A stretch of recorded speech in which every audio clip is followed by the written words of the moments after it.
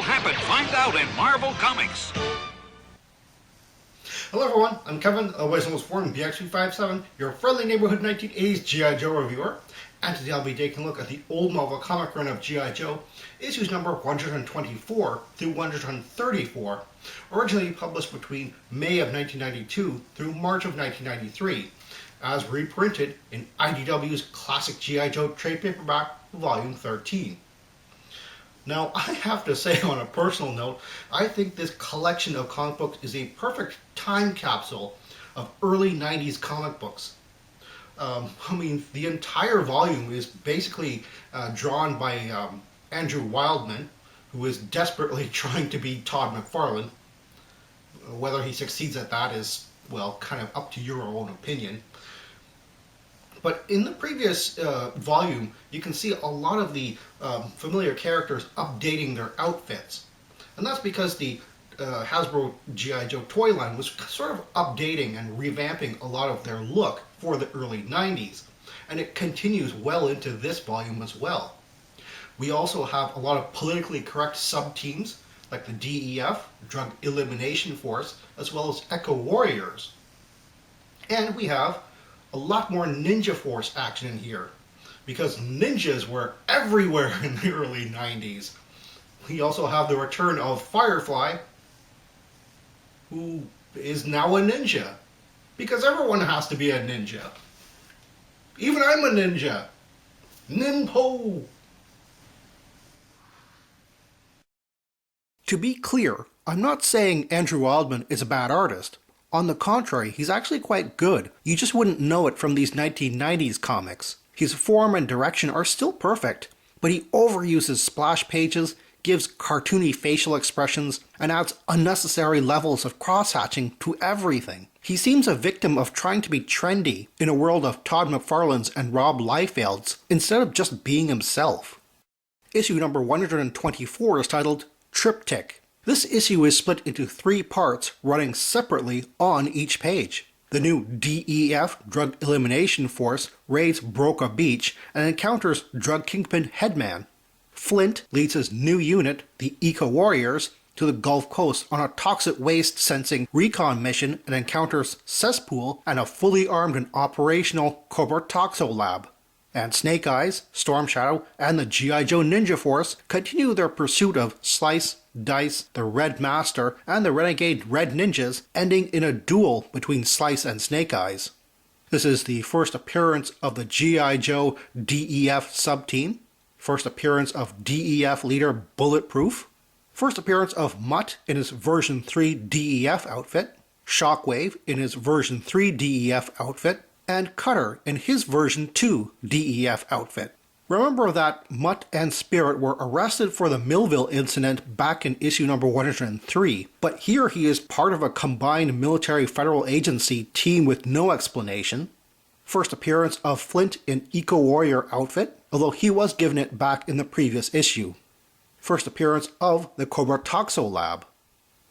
This is the first of 3 times Snake Eyes psychs out an opponent by doing nothing, causing them to second-guess themselves. All 3 times the opponent talks out loud too, instead of using a thought balloon. Issue 125 is titled Diptych. This issue is split into 2 parts running separately on each page. The DEF continue their raid in Broca Beach, but clues are beginning to add up that this is no ordinary town. Meanwhile, Flint and Clean Sweep are captured by Cesspool. While the villain is sharing his origin story, Ozone is ordered to escape and return with a secret weapon. During Cesspool's origin story, his real name is revealed. Like the action figure file card, it is a reference to Hasbro's then marketing director and future Hasbro president, Vincent D'Aliva. This is a subtle way of showing Toxo Vipers turning into Toxo Zombies. Cesspool calls the Joes Eco Force instead of Eco Warriors, like earlier in Error. Bulletproof is incorrectly colored as Caucasian throughout the entire comic.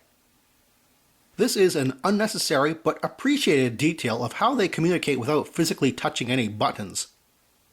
This issue, and the previous one, featured the troubled young drug addict Freddy, but he doesn't learn his lesson, and his story is never followed up. Issue 126 is titled Firefly. In this issue, Continued from issue number 124, the Red Master who collected the remaining Arashikage Red Ninjas turns out to be Firefly. He explains his origin and how he escaped Cobra Commander's assassination attempt from issue number 98, all the while setting a trap for Ninja Force.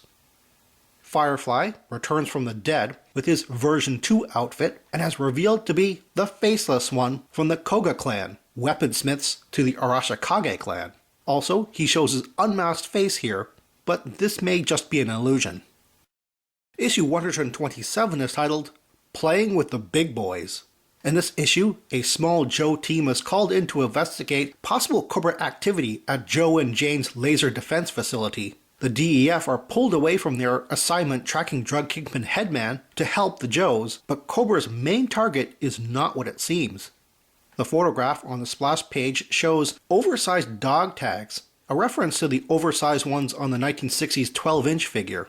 This is the first appearance in the Marvel continuity of Joe and Jane in their G.I. Joe and G.I. Nurse uniforms. Their previous appearance back in issue number 86 were only in civilian outfits.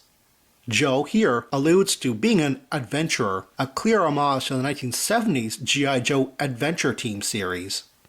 This is the first appearance of Duke in his 12-inch series Hall of Fame outfit, Stalker in his version 3 Talking Battle Commanders outfit, Wild Bill in his version 2 outfit, Cobra Flak Vipers, Cobra Rat Boats, and the Shark 9000, originally planned to be a 1992 DEF vehicle, as used here, but only released as a Battle Corps toy in 1993. And Bulletproof's dialogue here is a humorous reference to the toys. Issue 128 is titled Winds of Change. In this issue, Hawk is shot while separated from the rest of his Joe team in war-torn Barovia. The White Clown Ad Magda help Lady J and the Wounded Hawk to escape. Meanwhile, Firefly begins to brainwash his Ninja Force captives. Road Pig appears in his version 2 Supersonic Fighters outfit.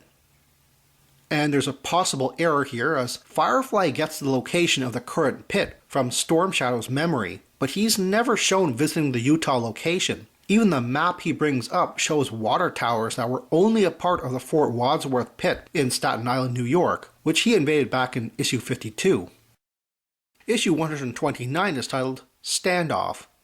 In this issue, still trapped in Barovia, a wounded Hawk leads Lady J, the White Clown, and Magda to a secret that may save them all. Meanwhile, Firefly takes the secrets he extracted from the brainwashed Storm Shadow directly to Cobra Commander, the true location of the G.I. Joe pit. Cobra Commander tells Cesspool and Zorana to come with him on the G.I. Joe pit assault, but next issue they are shown still on Cobra Island. Issue 130 is titled Point and Counterpoint. In this issue, Cobra Commander spearheads a surprise attack on the G.I. Joe pit but meets heavy resistance. Back on Cobra Island, Firefly's plan to escape and take over comes to fruition thanks to the brainwashed Ninja Force. This is the first appearance of Heavy Duty, the first appearance of Grunt in his version 3 outfit, although no explanation is given as to why he's returned from retirement. And the first appearances of Dial Tone in his version 3 Sonic Fighters outfit, Barbecue in his version 3 Eco Warriors outfit, and a cameo of Captain Gridiron.